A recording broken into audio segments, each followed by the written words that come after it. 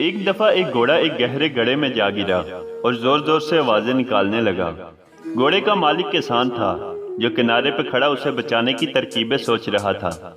جب اسے کوئی طریقہ نہیں سوجا تو ہار مان کر دل کو تسلی دینے لگا کہ گھوڑا تو اب بوڑھا ہو چکا ہے، وہ اب میرے کام کا بھی نہیں رہا، چلو اسے یوں ہی چھوڑ دیتے ہیں اور گڑھے کو بھی آخر کسی دن بند کرنا ہی پڑے گا، اس لیے اسے بچا کر کوئی خاص فائدہ نہیں۔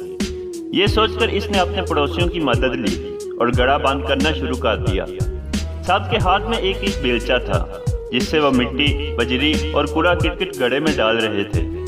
گھوڑا اس صورتحال سے بہت پریشان ہوا، اس نے اور تیز آواز نکالنی شروع کر دی۔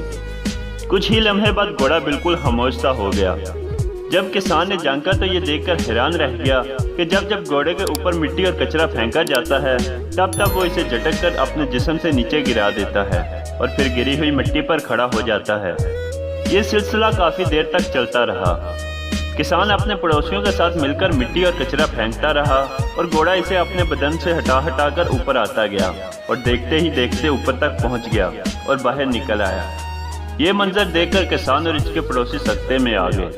زندگی میں ہمارے ساتھ بھی ایسے واقعات رونما ہو سکتے ہیں کہ ہمارے اوپر کچرا اچھالا جائے، ہماری کردار کشی کی جائے، ہمارے دامن کو داغدار کیا جائے، ہمیں طعن و تشنیع کا نشانہ بنایا جائے۔ لیکن گندگی کے اس گڑھے سے بچنے کا طریقہ یہ نہیں کہ ہم ان غلاظتوں کی تہ میں دفن ہو کر رہ جائیں، بلکہ ہمیں بھی ان بیکار کی چیزوں کا مقابلہ کرتے ہوئے اوپر کی طرف اور آگے کی سمت بڑھتے رہنا چاہیے۔